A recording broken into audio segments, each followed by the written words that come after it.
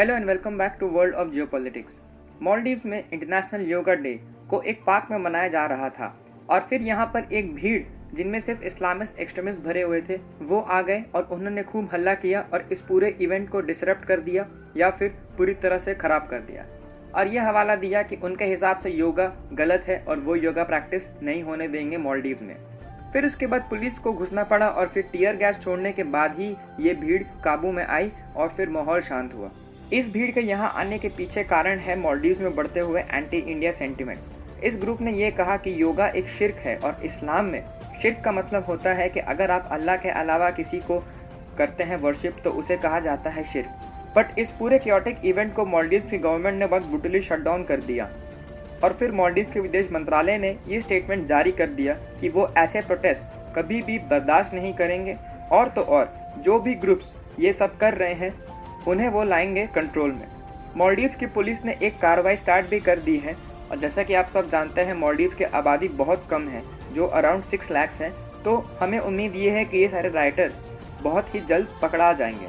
But जैसा कि time and again हमने देखा है कि यूएस और यूरोप की हिपोक्रेसी उसका एक और एग्जाम्पल इस इवेंट में भी हुआ, क्योंकि ना ही यूएस यूके या फिर कोई भी यूरोपियन देश से कोई स्टेटमेंट नहीं आया इस बात पे। इसका रीज़न बहुत से लोग इंडिया में ये कह रहे हैं कि सिर्फ ये जो इवेंट हुआ ये एक नॉन इब्राहिमिक रिलीजन के खिलाफ हुआ, इसीलिए इसके बारे कोई हल्ला नहीं, कोई प्रेस कवरेज नहीं, कोई न्यूज़ आउटलेट किसी ने भी कवर नहीं किया। बट ऐसा ही सेम इवेंट अगर पूरे वर्ल्ड के किसी भी कोने में किसी इब्राहिमिक रिलीजन के साथ हो जाता है तो उस समय पूरा यूएस और यूरोप उमड़ जाता है इस बात को कवर करने के लिए। अब बात करते हैं एक कैंपेन के बारे में जो चाइना के अगेंस्ट है और इंडिया के सपोर्ट में है इन मालदीव्स। इस कैंपेन का नाम है बाकी नुवे कैंपेन और बाकी नुवे का मतलब ये है कि किसी को पीछे नहीं छोड़ना और सबके साथ चलना। दरअसल बहुत समय से अभी जो अपोजिशन पार्टी है मालदीव्स में उसे सपोर्ट करता है चाइना और इस पार्टी का मकसद ये है कि ये लोग चाहते हैं कि ये लोग टोटली प्रो चाइना रहे और चाइना इस पार्टी को बहुत बार इनडायरेक्टली फंड भी करता है और ये लोग कहीं ना कहीं एक फॉल्स नैरेटिव भी फैला रहे हैं मालदीव्स में कि मालदीव्स पूरी तरह से इंडिया पर निर्भर हो गया है और इंडिया का शिकार बन गया है। जो बात अब धीरे धीरे बहुत से लोगों को समझ में आ रही है कि असल में मालदीव्स का फ्रेंड